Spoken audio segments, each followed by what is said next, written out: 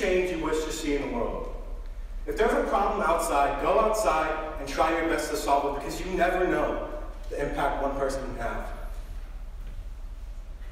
Martin Luther King Jr. once stood up and said, if you can't fly, then run. If you can't run, then walk. If you can't walk, then crawl. But whatever you do, you have to keep moving forward. Through every single battle that I have faced, every single struggle that has come my way, I remember this quote: I keep moving forward. I think forward to a better and a brighter day. Steve Jobs. Steve Jobs once said, the ones who are crazy enough to think that they can change the world are usually the ones who do. Call me crazy. Muhammad Ali, the greatest, an inspiration both in and outside of the ring. He once said, he who is not courageous enough to take risks will accomplish nothing in life. The reason that I stand up here today is because all my life I have taken risks. Simply by standing up here today, opening up, and sharing what I believe is a risk. Robin Williams. The first time I ever watched Dead Poet Society, I literally had to rewind my TV just to hear him say this again. Robin Williams states, no matter what people tell you, words and ideas can change the world. That hit home for me, and I live by that. What do all these quotes have in common? Simple. They're an arrangement of words that simply make the listener feel something. Hey everybody, I'm Omar Fox. Liana, thank you so much for that wonderful introduction. Today, I'm going to be talking about the value of words and how they really affect us. You see, growing up in the world we live in, we are all subconsciously susceptible to the adults and older kids around us. We are born in the likes of a dried sponge, and each new lesson is a water drop, absorbed by our magnificent brains. Let me take you guys back to when I was a kid. When I was a kid, I spent as much time with my father as I could because he traveled a lot due to work purposes. You see, I remember a lot about my father, but one thing stands out more than anything. This man loved to store things away. When I say love, I mean love to the full extent of the word. Whenever we found some cool shirt or an awesome mug or a really cool toy that wasn't going to be around for much longer, he would never hesitate. He'd go home and instantly hide it away somewhere. At the time, I was pretty upset because all I wanted to do was play with these really amazing toys. Toys that would probably break in my hands. No, toys that did break in my hands because I broke every single toy I ever touched.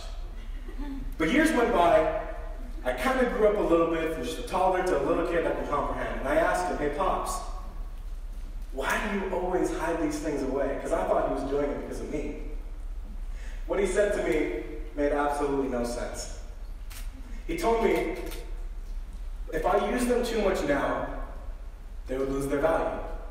He explained to me that by storing them away, naturally they would become more valuable. Like I said, as a little kid, that made no sense, and I just got more upset. But years went by, I grew up and I matured. I now realize that he was right more than I know, and more than he knew at the time. You see, if I used them too much then, I would use them and use them and use them, and eventually they would mean nothing. Now, by saving them, in turn, the value that I placed upon them increased immensely. Okay, now I know what you're thinking. I thought this was about the value of words. Why the heck is this guy talking about toys and his father? Well, here's the answer. Imagine if we as humans stored away words that are supposed to carry so much meaning. Words such as love, hate, peace, perfect, beautiful, and all these other words that are supposed to carry so much meaning that their value has diminished because of overuse. Imagine how rich and valuable words would be if we kept them stored away and only took them out when the time was just right. See, I did my research, and I stumbled upon an article titled The Scary Power of Negative Words. You see, positive words have a very great impact on your day-to-day life. So do negative words. Before I even read the paragraph, before I read the full essay, the first paragraph hit me in the face. The first paragraph has this quote. It states, words have power. Their meaning crystallizes perceptions that shape our beliefs, drive our behavior, and ultimately create our world. Their power arises from our emotional responses when we read, speak, or hear them. The example that was used in the article was a man yelling fire while either barbecuing, in a workplace, or in a crowded theater. You see, if someone stood up right now and yelled, "There's a fire in the second row, this whole place is a powder keg," you'd notice it. Going back to the article, though, if someone stood up while they were barbecuing in a workplace or in a theater and yelled fire, you would see three very emotional yet completely different reactions.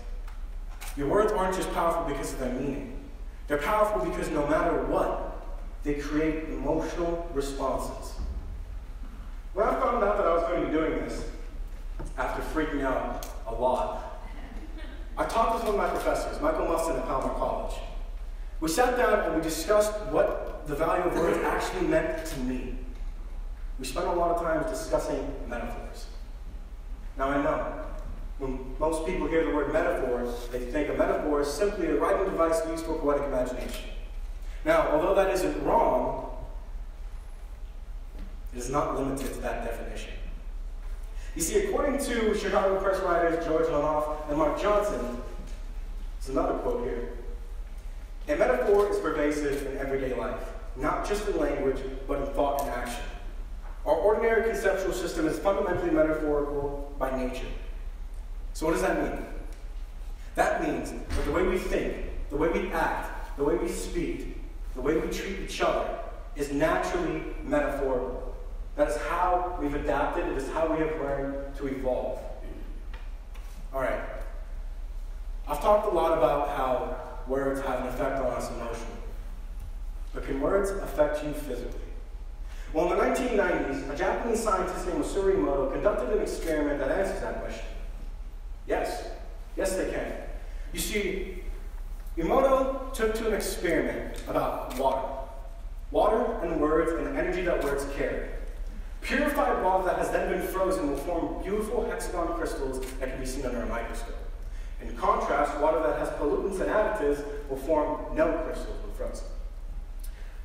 Emoto took two different sets of vials, one filled with purified water and one filled with polluted water.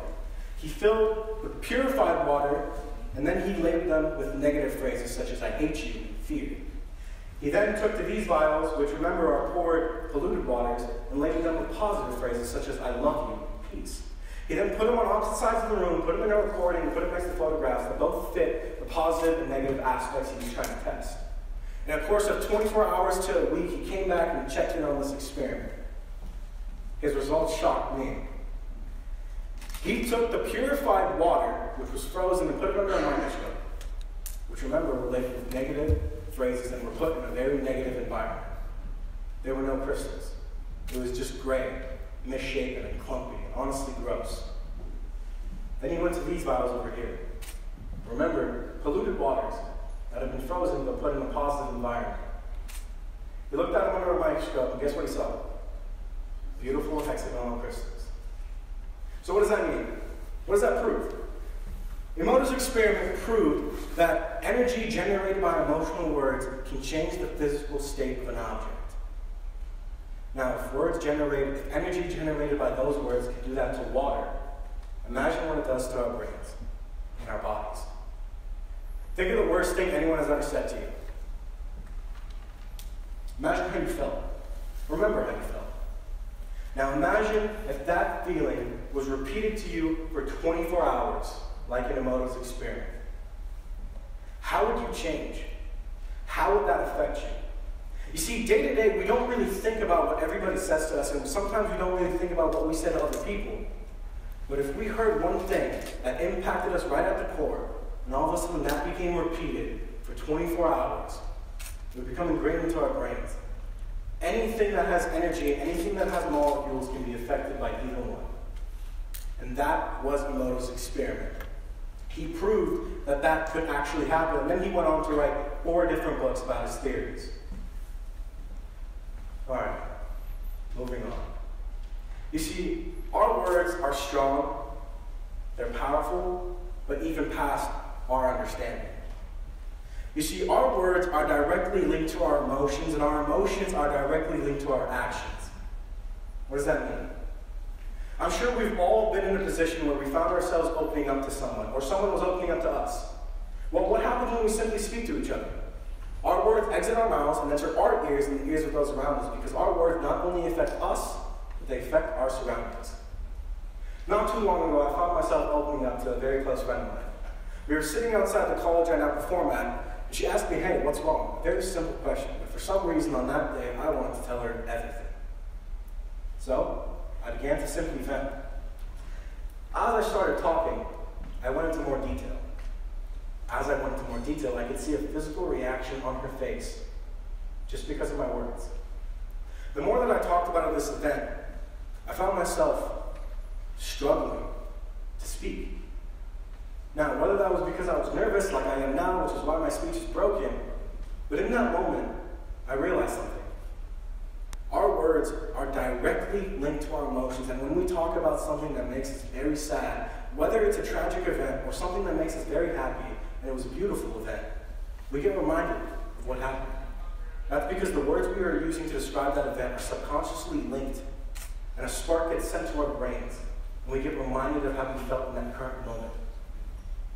I'm very grateful for that moment and for my friend, because it showed me that you can truly connect with someone simply by speaking to them. See, me, I love words. And I know it's crazy to say, it's probably even crazier to hear, but I do. I love the idea of being able to connect with someone just by talking to them, because you never know what you say and how they're going to hear it, because our perception of words is infinitely changing. You see, the way that, as I have already stated, our words are linked to our emotions, and our emotions are linked to our actions. So that means when we say something, we automatically think of something, hence the living and metaphorical nature. But here's what I believe. I believe that when we speak in times of being upset, we linger in it. How about this? The next time you're having a bad day, try giving yourself a compliment. I know it's silly, but I actually do this. Look at yourself in the mirror and try giving yourself a compliment. One thing you like about yourself. Better yet, try giving somebody else a compliment. A true, rich, and genuine compliment. It could be as simple as, hey, I like your shirt. Hey, I like your hair. Very simple. But you will see their reaction, and that will in turn boost your own energy. See, that's what happens when you spread positivity. You can only imagine what happens when you choose to spread negativity. Thank you.